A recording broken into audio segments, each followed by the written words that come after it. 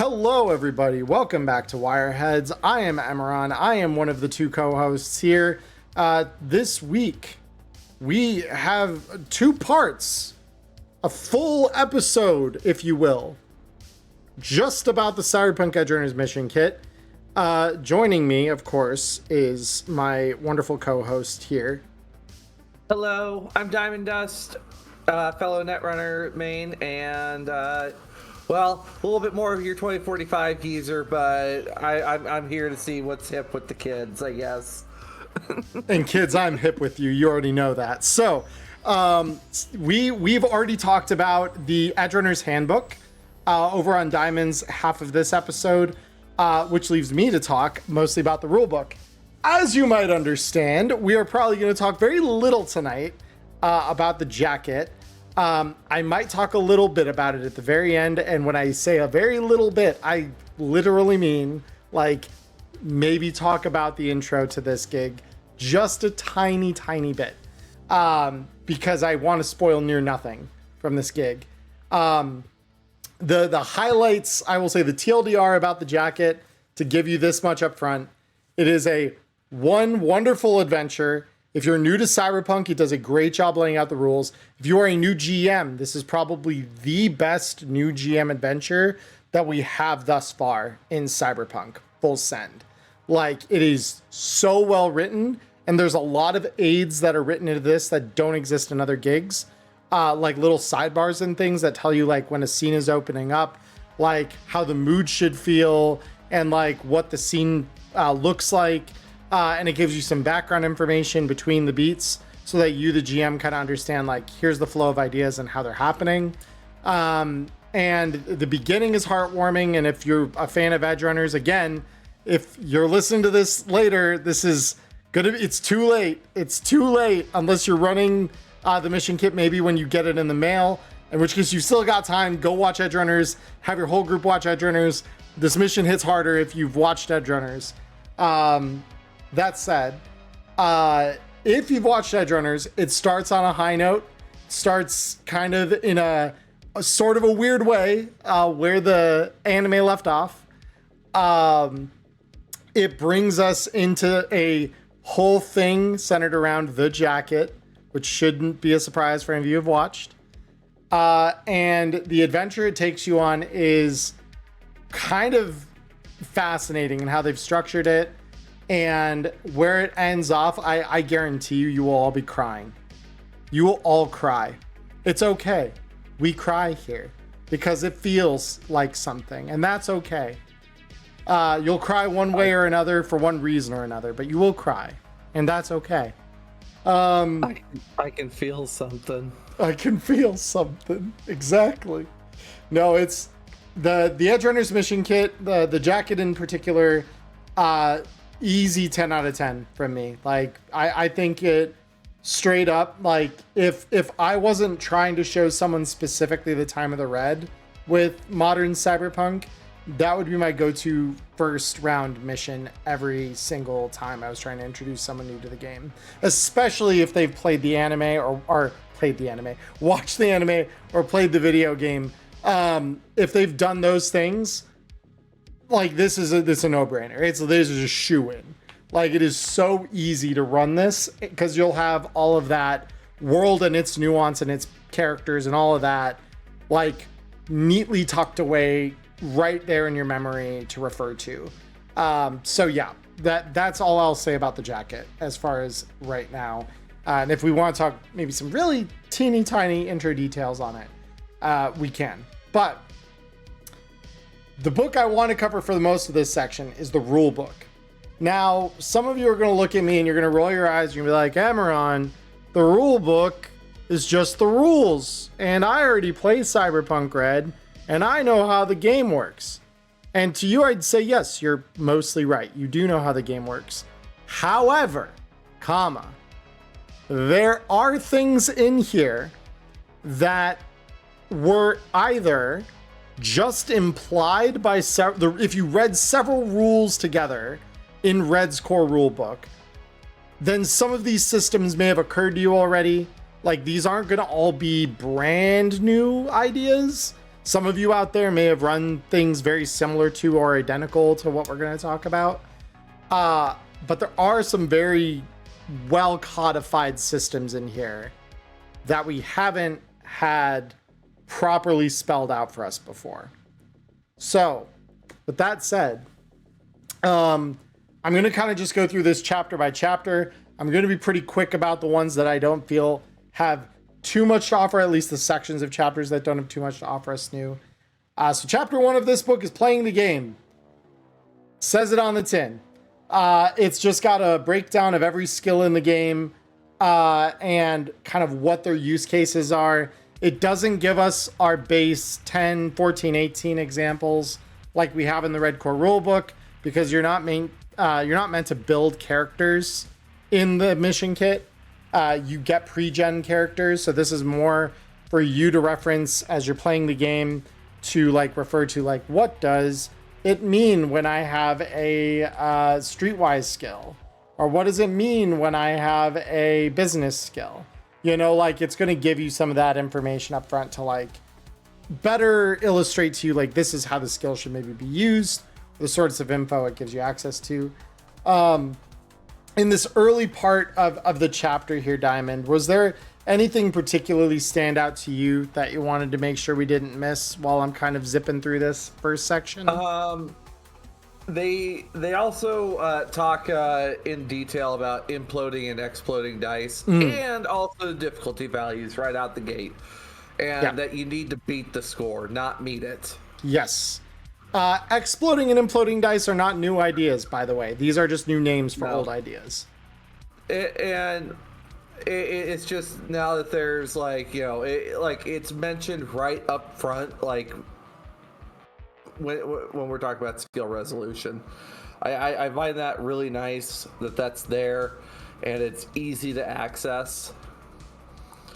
One of the other things is they also talk about how to try skills again, or some of the other ways you can modify skill attempts, like complementary skills. Yeah. And this is all stuff that if you're already playing Red, this isn't going to be anything new to you. Like all of this stuff in that particular section are pretty, they're the same as they are in the Red Core rulebook. So again, if you're brand new to things, this is going to get you caught up real quick because all of this is really important to know, but none of it is new or surprising if you're already playing Red. So the one thing that I think I really liked in here is this is the first codification, because imploding and exploding dice are just the new names for critical failure and critical success respectively. Nothing really new there. It's the same as it always was, just under a new name that I think better defines kind of what's happening, because a critical success doesn't always succeed and a critical failure doesn't always fail. So it's like the names weren't matching quite as well as we wanted them to, or as, you know, Artel wanted them to. So like they gave us better names for those things. So the first real thing here that they've kind of properly codified that we didn't really have as, I think, explicitly in the core rulebook, or if it was explicitly said somewhere, I don't remember it being this way, is the rule of cool.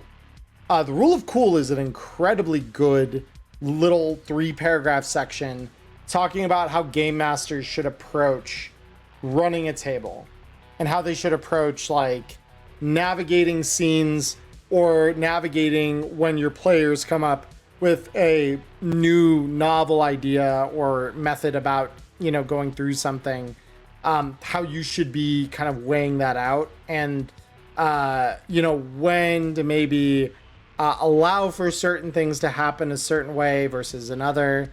But yeah, rule of cool being specifically explicitly mentioned here and giving like a really good breakdown of what that looks like in practice is, to me, that's going to be an incredibly useful tool for those of you who are newer GMs to the system.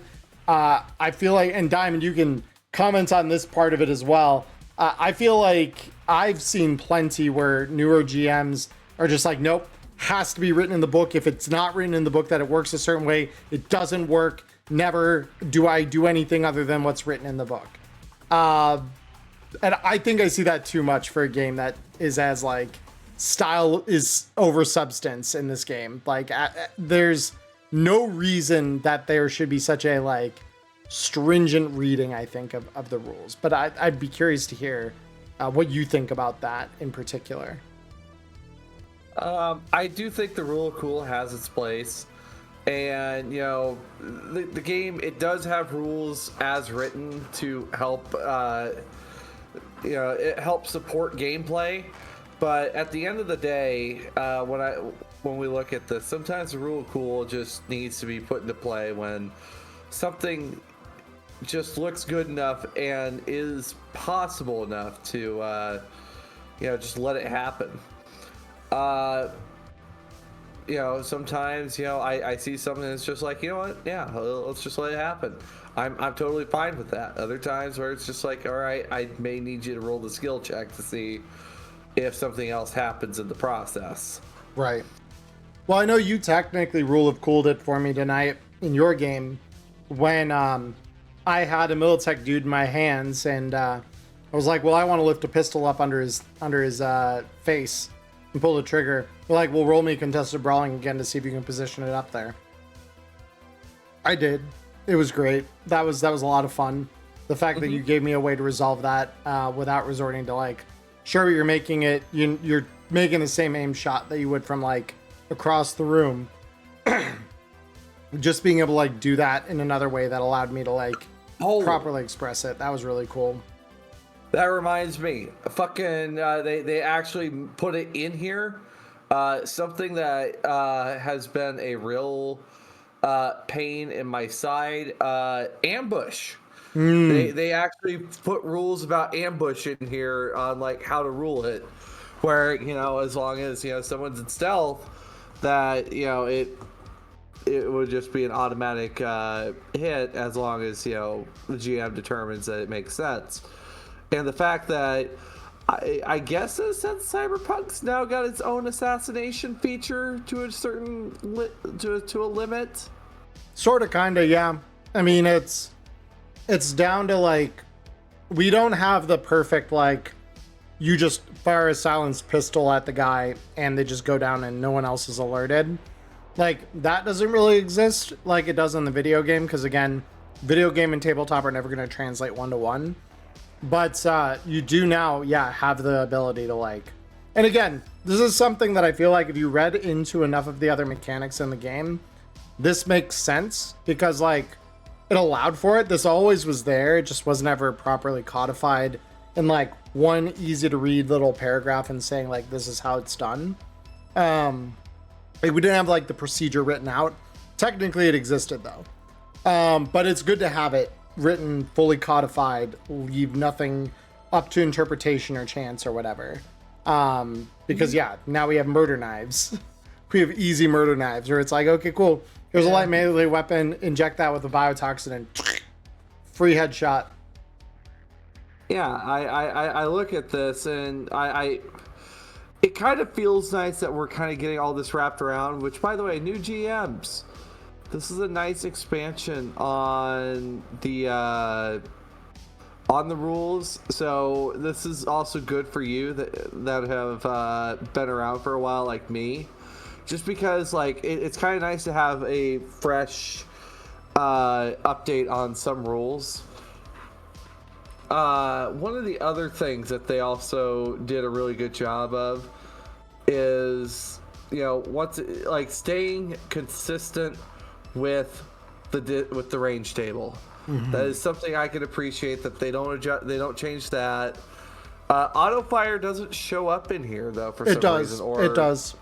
Is it later? Oh, there it is. Okay. Yeah, it's just not with the other range table. It's in the same page as alternate firing modes, which honestly it's better here because then it's linked with the thing that it's being described as.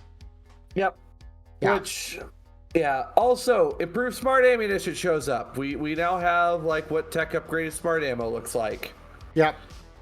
So and that's pretty fascinating. Smart guns only fire that improved ammo as well. And also, Ock Raven, there is no burst fire yet. So I will answer this to a certain. Is there burst fire? Is there a rule that changes damage or anything based on burst fire? Not exactly, but there are some guns that burst fire, and their damage can change if they have less than 3 bullets to fire. That does exist. 3-round burst does exist, but it's only for specific weapons, and it's more of a disadvantage to the gun not having the 3 rounds you need than it is like you get extra damage for firing 3 rounds into the target. Let's see, what else is there? Also, they do talk in more detail about how each of the 3 different weapon rebuilds work. Yep. Which, I mean, of all of them, like, I guess smart weapons, you know, they do have their perk, but it feels like smart weapons didn't have too much tweaked on them. They had a bit. They had quite a bit, actually. Visual obscurement now no longer affects them. Right. Yep. So it's like having a integrated thermal sight into every smart gun, basically, which is pretty wild. And then, of course, they also cover, you know, auto fire, shotgun shells, and explosives as well. And I can also appreciate that they did update the graphics a little bit for, you know, we go from Racer the Nomad over to Hardpoint the Solo for the artwork updates in here. And they also cover how brawling plays out in here. We don't get martial arts right now, though, it seems. No, because none of the characters in the kit use them. But they're gonna, you know, if it exists in the Red Core rulebook, it exists in here for those of you who are returning players. The one thing you're gonna notice in here that's a little different, that isn't an update, is there are D6 critical injury tables in here. Yep. And so instead of the 2d6 you'd roll in the core rulebook, these have been simplified to 1d6 tables, but these are just for the mission. They're not intended to be used as like full crit tables or anything outside the mission itself. And I think mostly this is just to avoid certain situations. Like there are no there's no like lost hands or things like that. Like you won't dismember a hand or a leg or anything like that. I think it makes sense just because some of those injuries require, you know, such high surgery skill. Yeah. Like it makes sense because like, yeah, you just don't want to deal with that with the way the mission is formatted. So I'll say this about the jacket, because this will make a little more sense. Downtime in the jacket is a beat. So you return to downtime a couple times throughout the gig. And during downtime, they give you an updated list of activities. And one of them is going and getting treated by a Ripper Doc. Obviously, if you needed like serious surgery, doing that inside the beat timing would be kind of funky. And they wanted, I think, for players to have a little more time and money available to them, because losing a hand or a leg is also incredibly expensive to be treated. So yeah, that's another thing, is like they kept the costs here relatively reasonable, like within a certain bound. So yeah, that's the other reason why you're probably going to see this. But yeah, those of you who are full-fledged Red players already, and this isn't your first rodeo, I would still recommend probably using these for if you're running the mission with the characters from the kit.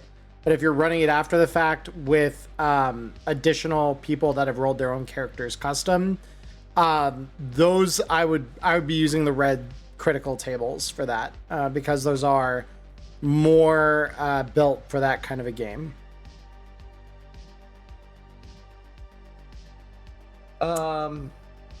One of the other things I guess that I can really appreciate with kind of the rules is that there's something for every role when it comes to combat. That, like, I looked at all the different pre-gens. None of them, like, they like, if you want to play a certain style, there is a pre-gen for that, it looks like. And I gotta say, I'm trying to think, if there was like any other, like any notable combatant role, like a combatants that we'd seen. Oh, the Zhuo, right? Isn't that the one that shoots the funny shells? Yeah, I mean, it shoots 8 shells at once, and it deals 46 damage, which is fun. That's the one freebie I'll give you guys. Zhuo deals 46 damage and it fires 8 rounds at once, and they're of the improved smart variety, which is kind of insane, honestly. But yeah, it's literally just 8 round wolf pack shells. Basically, you're firing out of this thing. It sounds like it's gonna be 4d6 per blast, Doc Raven. Yeah. So, whoo. Yeah, it's per the 8 rounds. Also, something else that I guess they're really like upfront about how brutal this game gets, like all the way through here. That, you know, this is a rough city. It will chew you up, and you know they don't pull punches on you know the new players either about, you know, getting hurt in this game. And I appreciate that. Yeah, they're very specific about like when you're getting hurt and like that damage is felt. Like healing isn't instant and it does take time to like recover yourself. So even though they're not like leaving it open to chance that you could lose an arm or a leg or something, they are very much like still saying like you need time, you need money to like really recover from stuff. And then also they include face down rules. Yeah, that's in here as well. Be weird for it not to be here, in my opinion.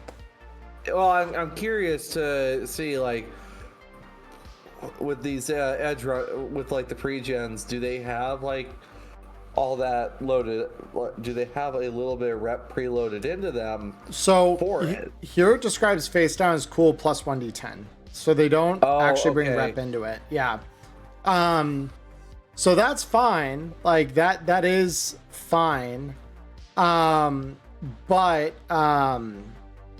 the truth of the matter is, like, yeah, again, a lot of these combat rules and stuff, if you already know them from the Red Core rulebook, there is very little in this chapter that is going to be like a new thing for you. The biggest ones are the ambushes, the new weapon types, because it gives some explanation as to those. But those are explored again later. And then the next thing we're going to talk about here, which I have been excited about since I was told this was going to be in here. Diamond has been somewhat anxious about this when she first learned this was going to be in here. It's quick hacking. And quick hacking is... Diamond, how do you feel about it now that you've actually read it? Because I know between the two of us, I am fully quick hacking pilled. So I'm a little more comfortable about it. It's just more, you know, seeing like the absolute insanity that quick hacking was in 2077, where literally it's just simply look at one person and then everyone dies. Like, I can appreciate that they've really like pumped the brakes on quick hacking here to make it a little bit more bring it a little more in line with the rest of the classes when it comes to combat. Because that was one thing I was concerned about, was just like, where does it fall in line when it comes to combat? How much can a netrunner get away with? Because netrunners, you know, net actions are different in speed compared to the standard action of all the other roles. Yeah. I think they did a really good job. Basically, netrunners, you are never going to have a case on a gig where you're useless ever again. If your GM is running quick hacking in their setting, you are going to have a fantastic time. Your brain is now a gun. For all intents and purposes, your brain and your cyber deck are a gun. And you can hit anyone within range, provided you can pass some checks. So it's pretty good. Honestly, I really, really like the quick hacking rules. I like how they pretty much made quick hacks like a netrunner action, which are just like, okay, cool. Like in modern net running in red, we can zap. We always have access to zap. We always have access to backdoor. We always have access to control. Like these aren't dependent on programs or hardware or anything. You can just do them. Quick hacks are exactly the same way. So if you have a netrunner and you are of a certain rank, you have the quick hacks associated with that rank. And by rank 4, you have them all. So those of you who are starting off as a netrunner, you will have all quick hacks unlocked that we get in this kit right from the word go. Yeah. However, not all quick hacks are easy to do right out the gate either. Correct. Yes. All of them are an interface roll against a DV. And obviously the harder or the more impactful the quick hack is, the higher the DV gets. And I will say that follows the what has become the standard netrunner DV stance of 6, 8, 10, 12. So like you can imagine what that'll look like when you actually read these rules. Like you can already think, I'm sure, of a few that would fit into maybe the higher, the lower categories. I think they did a really good job balancing that as well, for what that's worth. I think that they did a really good job of like making it so that if you're a rank 4 netrunner, you're not totally lost on tools. But this is another reason why I think netrunners in a game where quick hacks are allowed, I think they're gonna spend a lot more of their opening stat points in luck, because luck is so powerful in this system. It's actually insane. Also, of course, in return, you will have a way to defend yourself against enemy netrunners as well if you've got the right kind of cyberware installed as well. I mean, you can always force a netrunner out. That's the thing.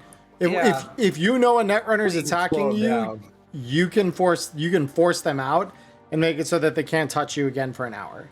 That there is a passive defense that everyone has access to for this, which I'll come right out and say it. It's concentration. So if you weren't making your characters with concentration before, now is a very good time for you to get comfy with that. Yeah, like it's already the defense against auto fire getting suppressed, but like if you needed more reason than that, quick hacking is that is your ultimate defense against quick hacking after line of sight. Which I'm seeing some chatter in my side of chat right now. Yes, quick hacks require line of sight. The moment that the enemy loses line of sight to you, you are no longer vulnerable. So if you cut their line of sight, they're done. They're out. So like you can, if you're in like a big open battlefield, have them constantly hitting you every single turn if you can't force them out. But the moment you can either force them out or break line of sight, they're thrown from your head and they can't get back in. So it's reasonable. Like nothing here is going to be like mind-blowingly challenging to like get the wirehead out of your brain. It's actually pretty simple. Yeah, and will and concentration are both going to be incredibly important moving forward.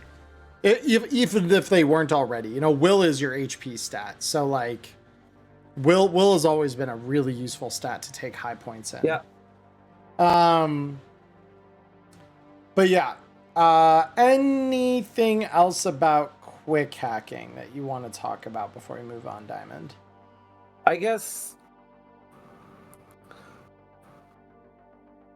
Other than that, like from what it looks like, even though I've seen some of the self net architectures do look like for quick hacking.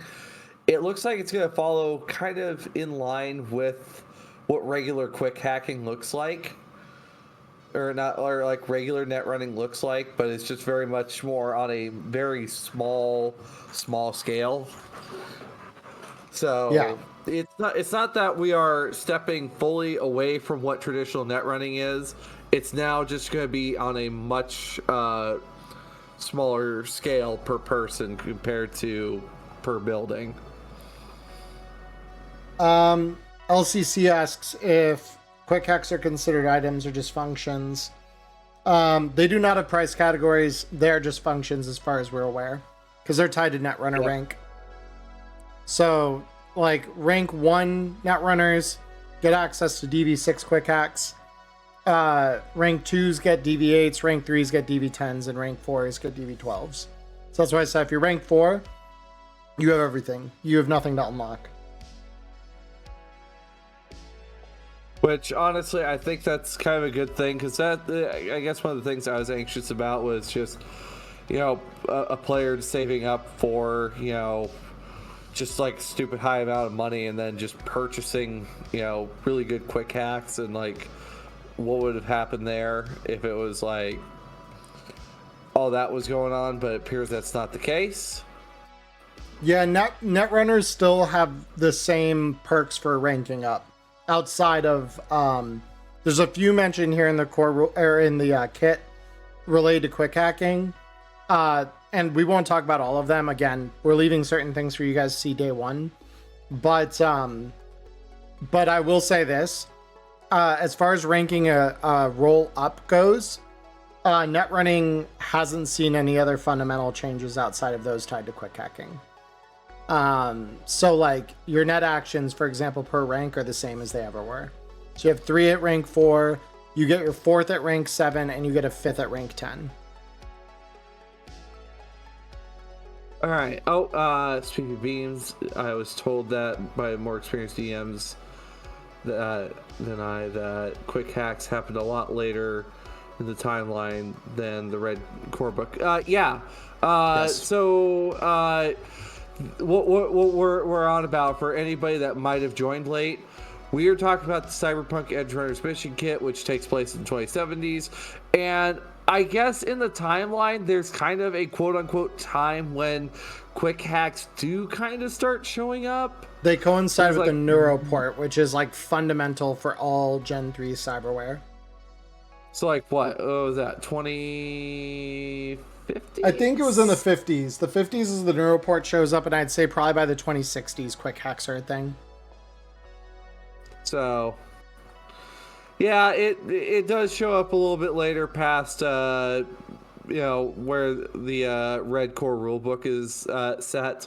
Mm-hmm. But if you look at the rules, there may be a way to back it into the time of the red. I personally will not, just because it does create a very odd mishmash of cyber that netrunners would need to get, and it would be a pain in the ass for netrunners. Yeah. Well, and again, the thing to remember with everything we're going to talk about in the kit, or anything you read in the kit once you guys have your hands on it, because this has been also echoed by our TG staff repeatedly on the Discord over the last few weeks while we've been getting little teasers and stuff. Everything expressed in the kit had to be invented at some point. So It is not against the rules. No one, Mike Pondsmith will not threaten you with a sniper squad. The way he does me when I am tiptoeing close to an NDA or something. If you use these in 2045, someone had to invent them at some point in the timeline there. So like if you come along and your group encounters the guy who invented them, or you decide in your timeline in the 2050s, like this is around, like this exists, that's not unthinkable, and it doesn't really matter what I think or what anyone thinks, including the guys who made the game, for you to do that. If it seems fun to you and that seems like something you actually want to integrate in your game and interface with, go nuts. Like there's nothing at all wrong with like incorporating this into an earlier point in the timeline than what it is stated as being from. That is like a critically important thing that I want everyone here listening to me right now to understand. Like, you can play the game however you want, and if this seems like a lot of fun and it seems like something you and your players want to do, the thing to GMs I will say is you all might need to do a little more tweaking to your baddies to like bring their tech up to the 2070s era tech and stuff like that. But like, I would venture as far as to say like most scream sheets that we currently have in the game would work with the Edgerunners Mission Kit, provided like a handful of tweaks like neuroports and things like that. All right, what is next inside the rulebook? Yeah, so now we have chapter 2 of the rulebook. We have your life path. So, life path obviously has been updated to the 2070s. So this means the fashion styles you'll see in here are not the same as the ones in red because they've grown and they've, you know, things have moved on. The cultural origins table is a 2d6 table now because they wanted to weight the rarity of being of a certain origin, which like you can still pick if you want to, but if you are rolling for it, it means that certain origins are going to show up far more often and certain ones are going to show up far less often. So like on the far end, and it bears mentioning here that when we talk about North American, we're talking about native North American. We are not talking about what ended up being the North American, like me and Diamond, who are, you know, very much the children of like Europeans as of like sometime in the last 300 years. That's our lineage. Like when we talk about North Americans, we were talking about the native tribes. And then Oceania and Pacific Islander, same deal. We're talking about like the native tribes from those areas. And those are number 2 and number 12 on this 2d6 chart respectively. So as you go beyond that, then we start getting into a more like normalized center point, where like the most common things are to be from either East Europe or some part of Africa, basically. All right. One of the other things that they update in here as well, alongside your fashion, they update, you know, your family backgrounds. We've got some changes on who's you know, associated to who, and even like I'm trying to see, like even some of these certain ones did get an update in their descriptions, but let's see which ones are new, because I think there's like one difference here. So Edgerunners got moved to spot 9. They used to be spot 10, and what is listed here as everyone else, I believe, was like a hot zoners. The reclaimers are no longer here. Oh, that would have been it. Yeah, that would have been reclaimers. Would have been the swap for everyone else then. There was another chart above that was really subtle, actually. I noticed this only because I'm so used to rolling up new characters. But under motivations and relationships, most of the, you know, the chart detailing the thing you value is the same, but how you feel about people actually swapped an entry. Because before we say I stay neutral, there was 2 entries for that on your roll table. There's now only 1, and that's because the other one that we got, where was it? There was one specifically, I think it's you fall in love too quickly. Dear. Is the new one. Which is terrific. I love that. Really fitting for, you know, Edgerunners, though. Yeah, right? Oh, yeah. Oh, yeah. Yeah, ain't it great? Ain't it great? The other thing I want to call out here is so the personality table didn't actually get any changes. Personal style, though, now we have a bunch of like hairstyles and things from the 2070s. So like for wardrobe style, and this is not going to be too much of a spoiler if you've looked at anything related to the fashion styles of the 70s. But we got entropism, kish, neo-militarism, neo-kish, nomad leathers, and high fashion. So only 2 fashion styles survived to make it to the 2070s, which is crazy. That is insanity that's how close we like came, really. Oh goodness. And also the fact that, you know, the variety of different like hairstyles and then like coloring there is that, I think that's very nice too, that they kind of separated those apart. Yeah. Also, did they upgrade? I think they upgraded childhood environment and narrowed it down to 6. Yeah, so I'm trying to think if that was a D6 table or not before, but yeah, I think It was all a of D10 the table. yeah, I think most of these life path tables were D10 until you got to roll based. So, yeah, and again, a lot of this is going to be in service of the Edgerunner Mission Kit. So with this section, it's going to be a little trickier because like you're going to have to define for you and your table kind of like what you think is appropriate.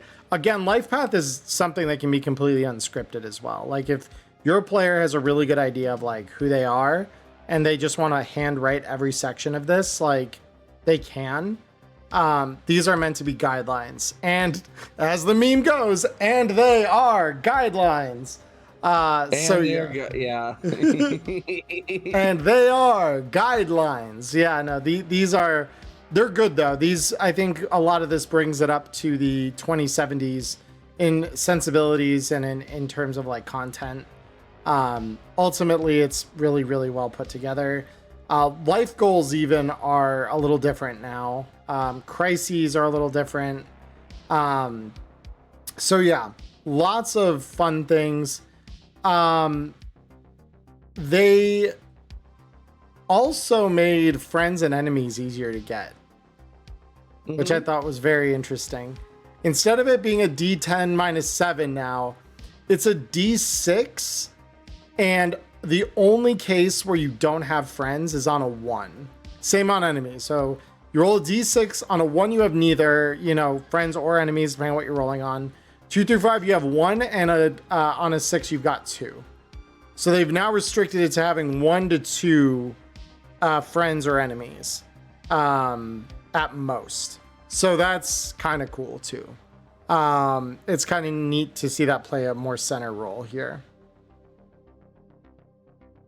Also on top of that, they do adjust like who your friend or enemy might be with, like, and a little bit of their background, like what their circle is. And also the tragic love affairs got slimmed down from a D10 to a D6 table as well. And they no longer make it so it's optional. It is now you will have a tragic love affair at some point.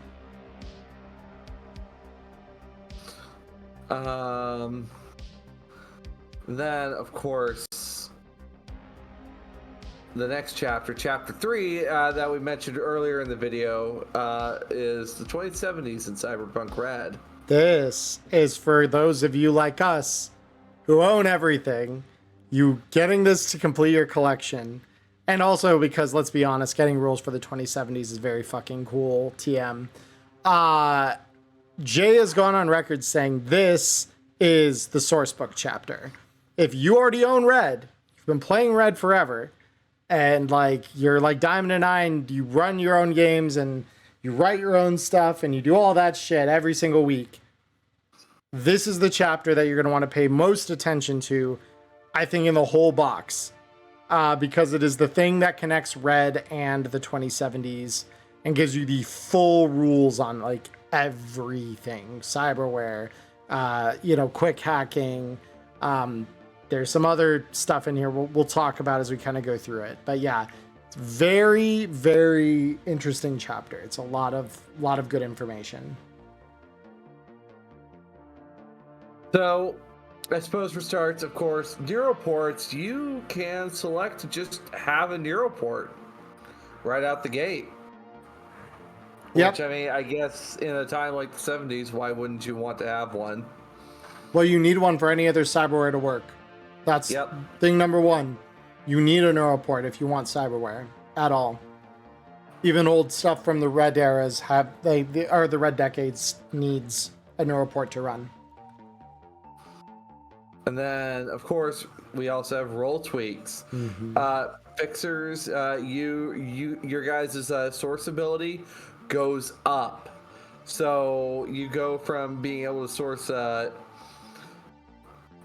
at rank 1, your sourcing starts off at, expensive items. Rank 4 brings you up to very expensive. 7 brings you up to luxury. And finally, 9 brings you up to super luxury. So it's a little bit more of a bigger spread on where, what fixers can reach across the game. Yep. Also, I suppose now is as good a time as any to talk about availability. You no longer have to roll streetwise checks to see if you can get something. In other words, if there is a 500 or 1,000 eddy item and you just want that thing, you want real bad, like bad enough to spend twice as much for it, you can get it directly from the corporation that manufactures it. No strings attached, mostly. But you need to spend double. Except maybe data collection. Except maybe data collection, which we all know is not a big deal. We do it all the time. I'm kidding, by the way. Don't sell your data to corporations that are going to abuse it. Please don't.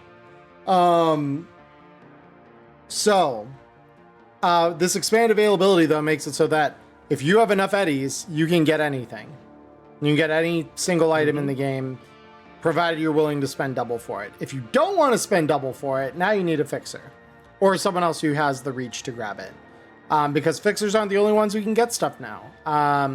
Media's execs and lawmen, or Media's execs, lawmen, and rockers can all access 500 eddy items. Lawmen, it's a little more limited, but the others, it's unlimited. So like if you've got 500 eddy or less items you want to get your hands on, as long as you have at least one of those roles in the party that can expand their reach to that point, you know how to get it. Also, on top of that as well, we got some other updates to the rules.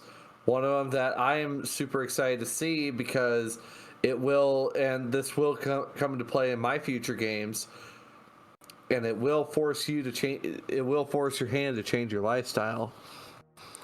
There's going to be humanity updates to make that number so fucking fluid that you gotta actually pay attention to it. It is not just a resource to burn anymore, folks. I'm so excited for this one. The humanity update, when I first beta read this, right? When I was proofreading this, chat, listeners on YouTube and Spotify, when I tell you I was so excited about this, this is the single hardest thing it's been to keep from anyone is the humanity updates. Because, oh my God, they are so good. Like, quick hacking is incredible. Don't get me wrong, but that takes second fiddle to this thing. The humanity updates in this are my favorite part of the Edgerunners Mission Kit. I'm not even joking. Like, not even kidding. This is so good. Mind-blowingly good.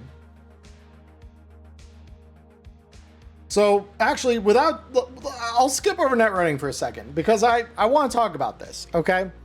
Again, I'm not going to talk specific numbers or anything, but suffice it to say, there are a couple of ways that you can lose or gain humanity. You now can take actions which restore some humanity for you, which is also very cool. I've been doing that for a long time in games when it was like warranted, but it's a very rare thing. Because, let's be honest, Diamond, living in the red can be kind of shit. Like, really shit. And there's not a lot of good things that happen in the time of the red to most people. Yeah. But Like, I imagine there had to be some things that you could do that made things a little bit better for you. Yeah, but they're few and far between. And normally therapy is the only way to regain your humanity because it's the only real accessible thing that can improve your mental health. Whereas in the kit here, each category, gain or loss, has two broad categories. We've got incidents and we have long-term environmental effects. So that second one's a mouthful. The first one is really simple. Incidents take place over a day or less, usually. Or they are a single event that happens that maybe culminates a longer thing, but that single happening is what causes the effect to take place. Whereas the long-term environmental stuff is quite literally like, is your lifestyle shit this month? Lose some humanity. Is your lifestyle really good this month? Gain some humanity. Was your lifestyle really shit last month and you had some other things happen to you? Lose some humanity. And you do all of this at the start of every new month for the long-term environmental ones. So it's a straight up, every month you're going to see this fluctuate. And then you got the incidents constantly fluctuating your humanity. So now you can't just sit at empathy 0 and say, I'll be fine. Chumba, you will not be fine. You will never be fine ever again. Like, you will never ever be fine ever again as long as this game uses these rules. It is so good. This is why I love it. I normally play low empathy characters, and this is so exciting for me. Oh no, you actually have to take care of yourself? Wow. Mental health is healthcare. Whoa, what a concept. I almost think like that's kind of the point. Don't worry. Don't worry. If your humanity is a little low, don't worry about it. They made medicine for it now. Don't worry. It is definitely safe medicine to take. Yeah, we have a new street drug, by the way, guys. I did a short on this, so I'll talk about this because if Diamond or I get in trouble, I'll take the full fall for this one. We have immunoblockers now. Immunoblockers are fun. It's a street drug, which means you don't need a med tech to administer this for you, which is really cool. That's about where the cool part ends. Because they're non-addictive, really fun. They're non-addictive, but you wouldn't know that. By the way, you'll see certain edgerunners just like dosing themselves with this constantly. They're a temporary gain to your humanity, but unless you can beat a secondary effect of DV21, you're going to lose a lot more humanity than you gained, and you need to dose up on more of it to prevent that from happening. And down we go. And now we start to see how the fuck did David Martinez have what happened to him happen? Immunoblockers were in part to blame. Pretty wild. Look, you know, it was just he ran out. That's all. That's all it was. Yeah, you know, yeah, it's not like he was sipping on that shit like Capri Sun at the end, but you know. That's just me. I don't know what you're talking about. He was having a very healthy amount of immunoblocker. Absolutely healthy amount. So I'm pretty sure he went through a 12-pack in the span of like an hour. Yeah, you know, a healthy amount.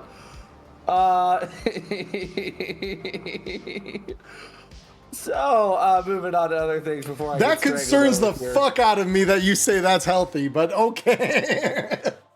Look, all I'm saying is, you know, if one dose of immunoblocker lasts 1 month, if you take 12 doses of immunoblocker, that you got a whole year covered, all right? That's not how this works, Diamond. You and I both know that's not how this works. Well, I mean, it says in the rules that, you know, one dose, it lasts for a month. So you take 12 doses, you last for 12 months. Rules as written.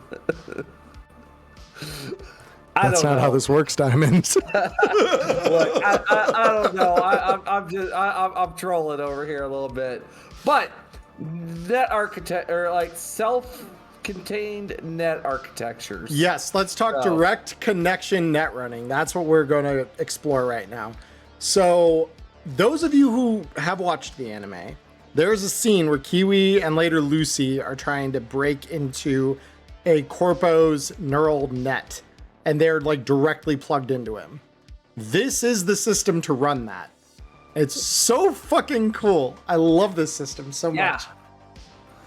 And some of these folks, they have like very simple 2-floor nets, and other people have a little bit deeper ones. Like it looks like they're showing what, 4 floors? I wonder how deep it really goes for some of the like really big networks. I mean, for neural nets, there are ways to expand them out. Let me think about that for a sec. You could get them up to, I think, pretty reliably. Hold on. I need to read one thing real quick. But go ahead if you want to talk about more. I'll get the theoretical maximum for you, though. It's pretty easy. And also, if you happen to be a netrunner with your handy dandy cyber deck and you have that shit plugged into you,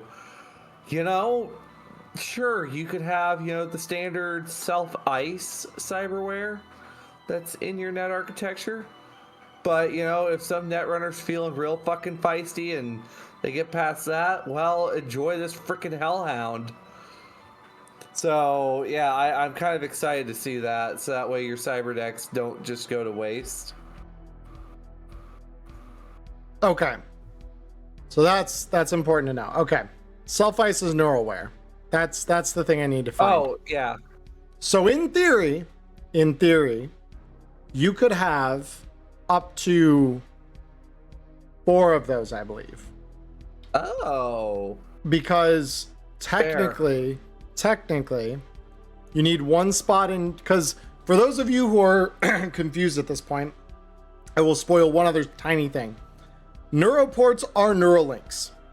Full send. Yep. But they have a bunch of stuff packaged in with them that don't take up slots.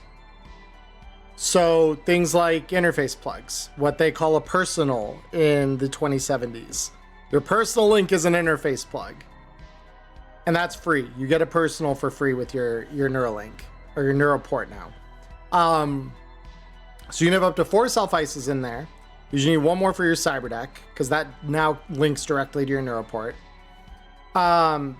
So you can have 4 of those, and then you can, I believe in theory, have up to 5 black ice.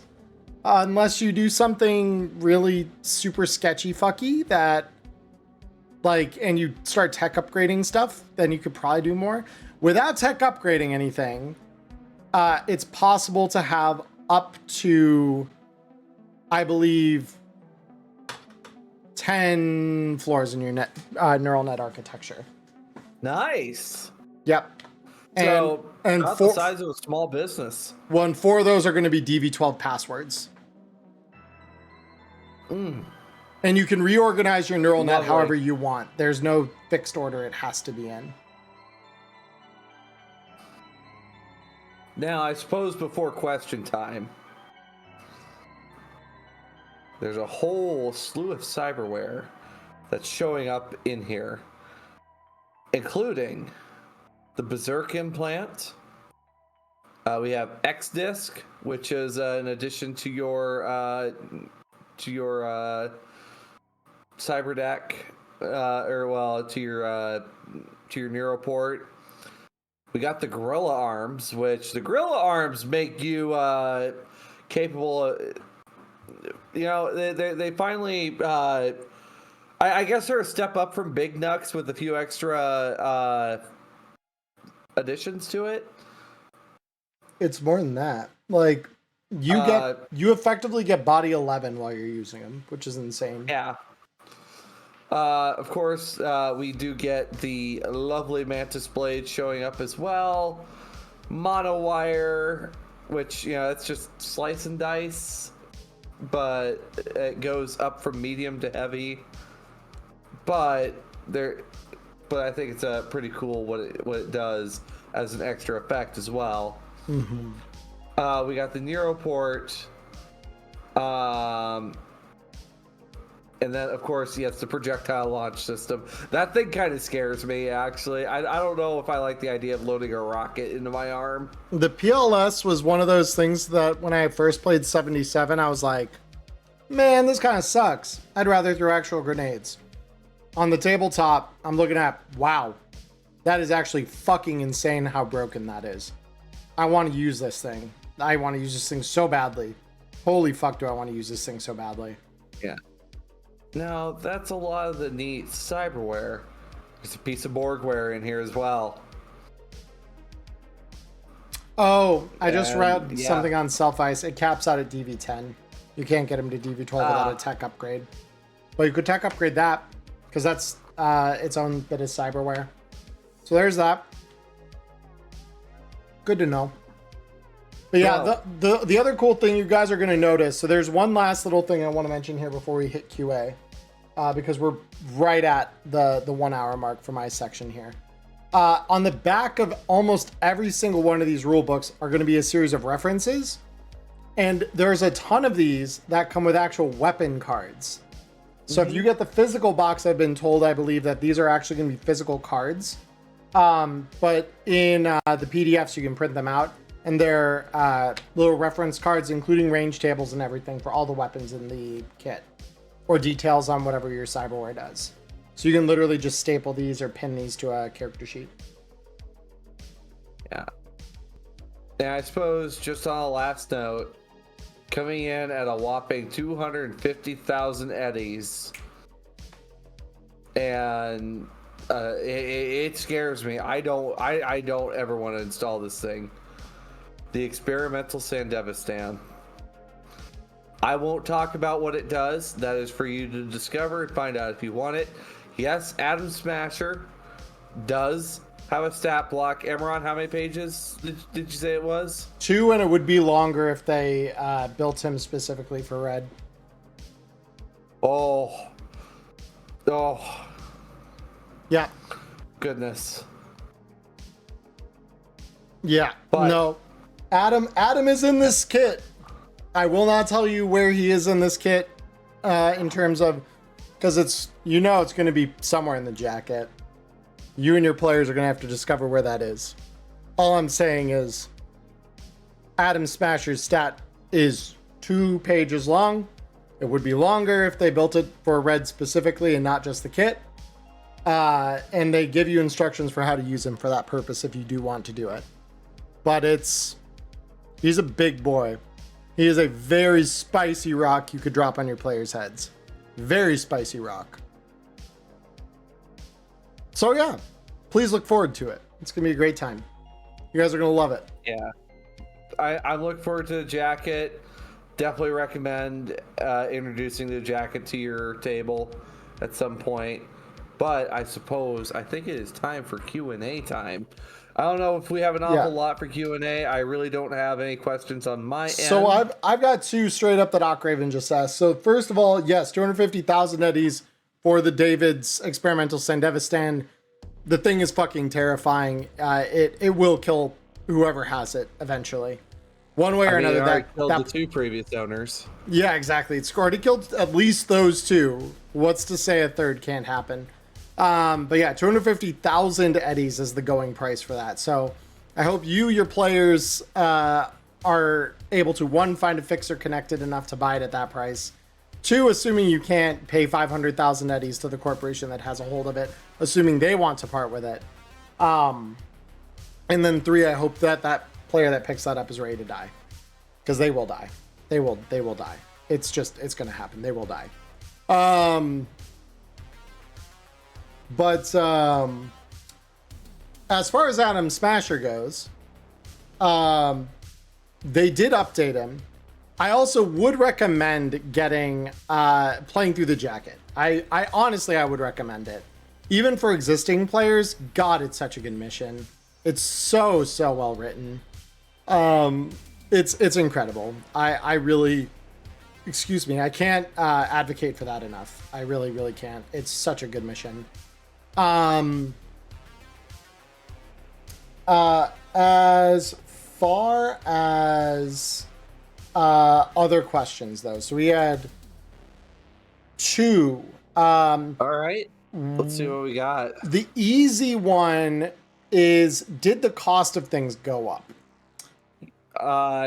Yes.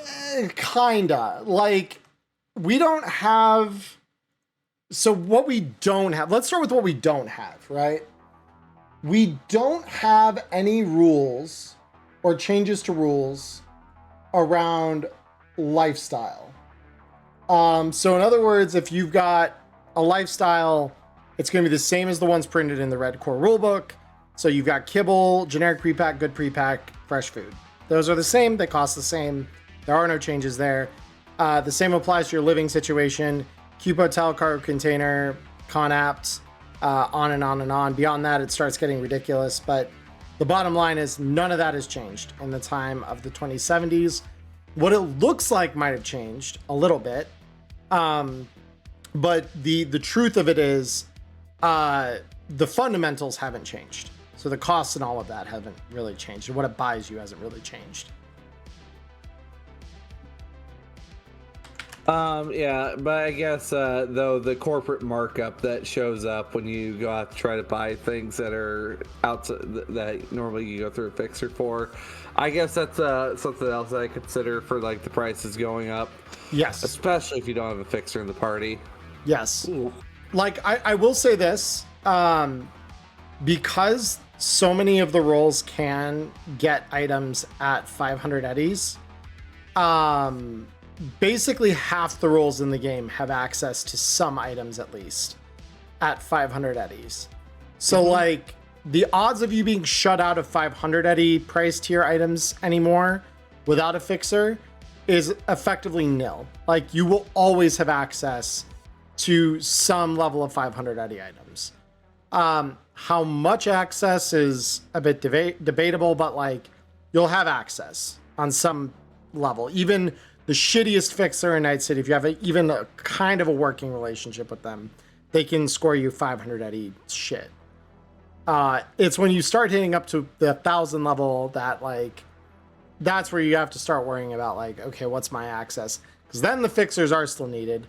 Then the rank 4 fixers are going to be the players at that level. And now, that's going to be where you have to have that discussion, because fixers are still the only ones that can touch that price category. And most of the things in this book do cross that line. They do hit the 1,000 eddy threshold.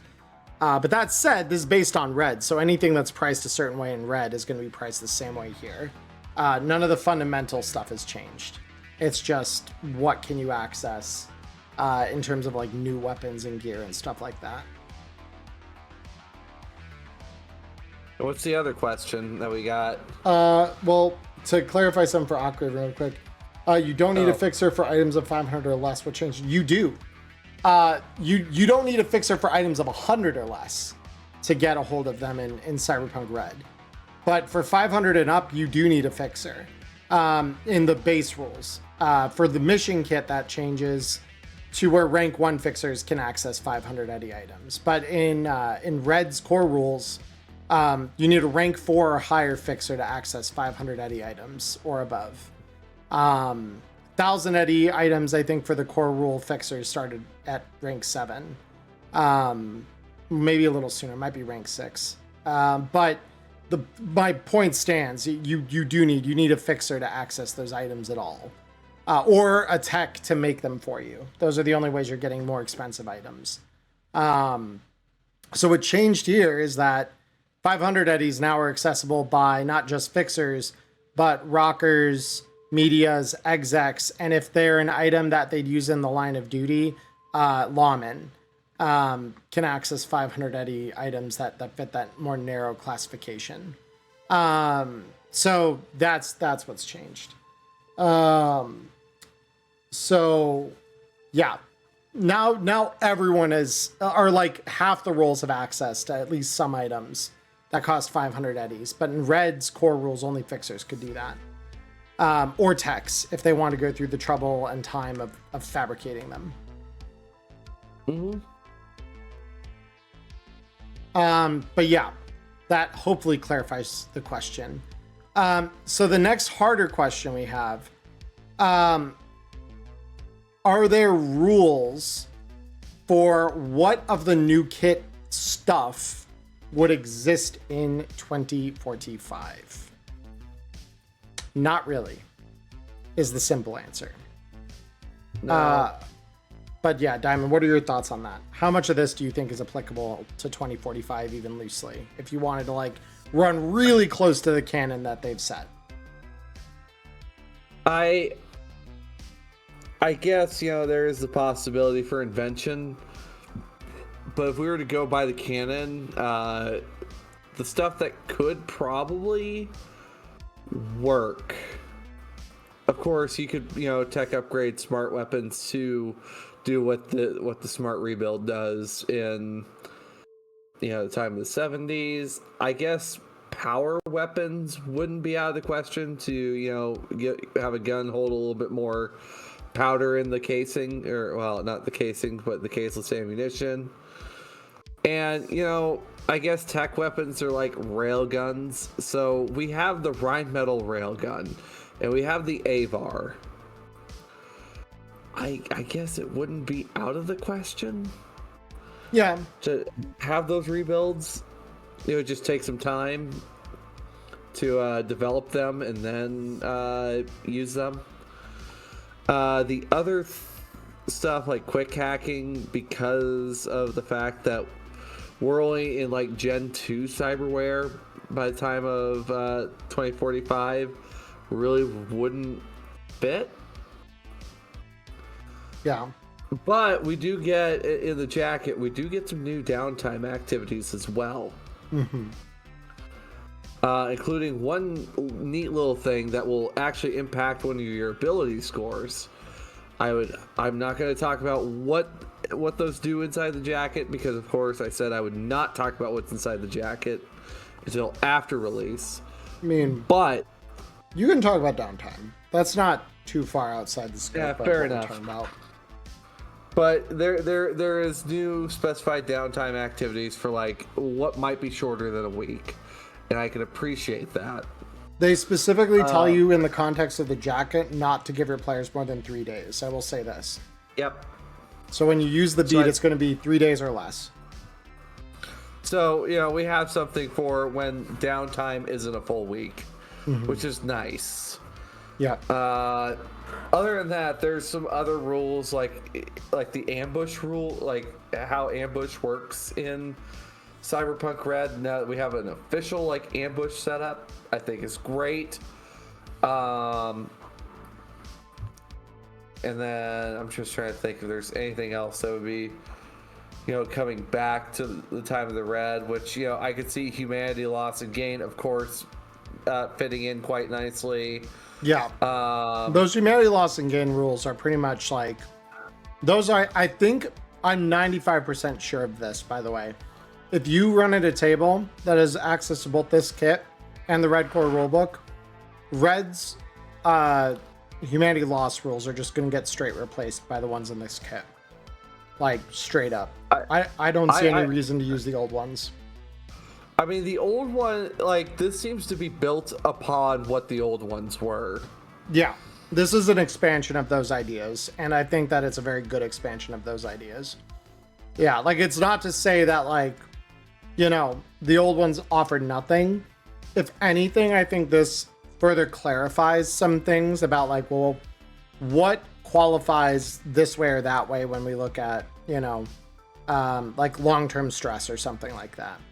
Yeah, but I felt like a lot of it, like they counted on GM's discretion for a lot of it, which I appreciate, but at the same time, it's kind of nice to have a little bit more defined guidelines, so that way when it comes down to, okay, what was this an appropriate time to use it? Here's one of the reasons why this could happen, and I appreciate that's going to be a thing now. Yep. Yeah, no, I'm very excited for the new humanity rules. I think that like it doesn't get much better than the way they've now defined them. And I think that for all of the other kind of light incentives we've gotten over the years through DLC and stuff to improve our lifestyle more than we currently would, I think that this is like probably the best incentive I've ever seen to take like a better lifestyle or better living situation.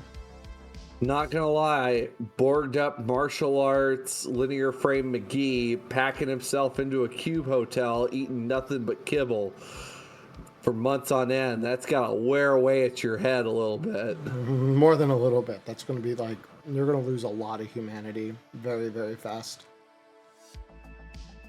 It's gonna take like no time at all. So, I think on that note, of course, it comes out this Friday, June 21st at 10 a.m. Eastern time. Eastern time, yep. So Diamond. Or Drive-Thru RPG. Yes. I've got a question for you. What's up? When we get this kit out, and obviously you and I are both professional GMs, we're both content creators, we do, we're creating content right now together, obviously, but beyond that, we run our own games and things like that. How much of this kit do you think you're going to use in your personal games after the kit is fully released and we can finally start using these rules?